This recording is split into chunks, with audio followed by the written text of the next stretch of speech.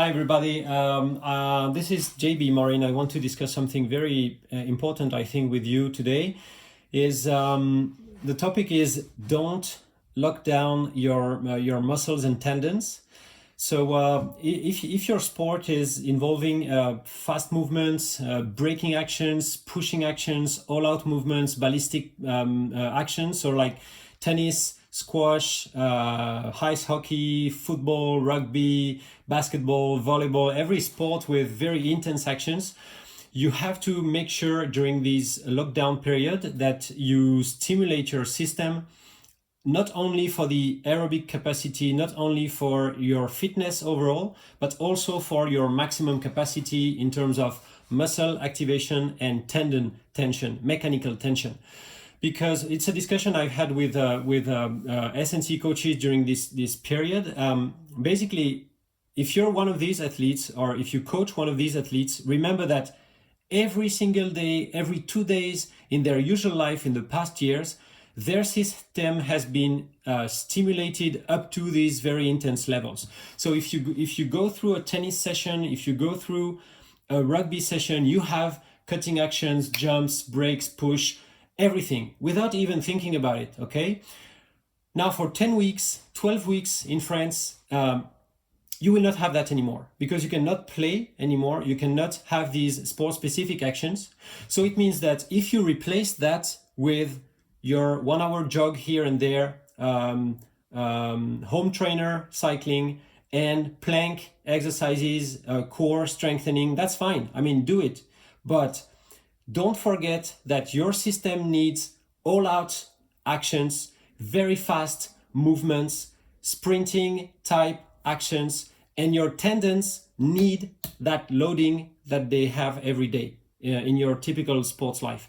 So don't neglect these things. And my advice is to stimulate that twice a week, at least 3 or 4 times a week at best, not with 1 hour sessions, just with stimulus, frequent enough to have your system face sprint specific, jump specific actions as much as possible.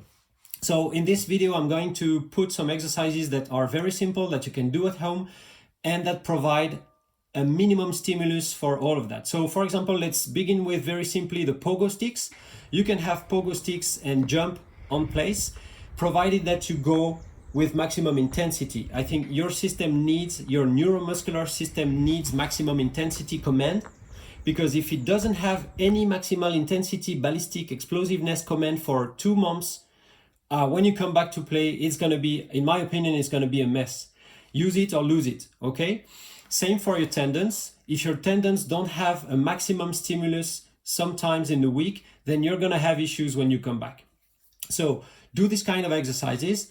Sprinting, of course, so do some short sprints. Make sure to go fast twice a week to maintain that typical rhythm. If you cannot play football and if you cannot play rugby anymore, at least do that.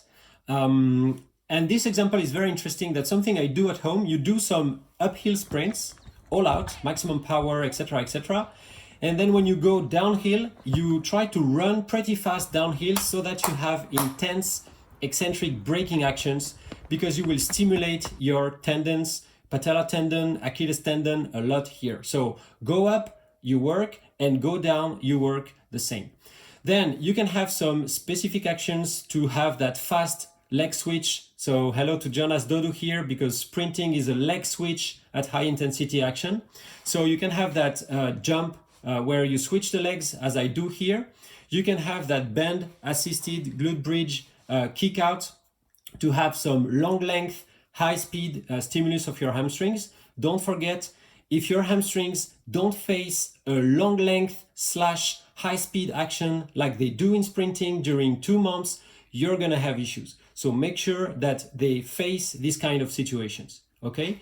Do some strengthening, do some planks, core work, whatever, fine. But don't forget to put your system in a maximum ballistic situation here and there. Take the example of jumping. It's okay to do jump rope, okay? It's fine, but never when you do that, you put your system in a high intensity action. So instead of doing jump ropes, try and do simply some ballistic maximum jumps actions that you repeat. It's totally different. I will take the Formula One analogy. You have a Formula One in your backyard. That's great. If you just start the engine every day and you leave the engine on a basic throttle for 1 hour, it's useless. What your Formula One engine needs is you turn the motor on every day and you send it to the high throttle pace. That's the everyday life of your Formula One. So think of your body as a Formula One.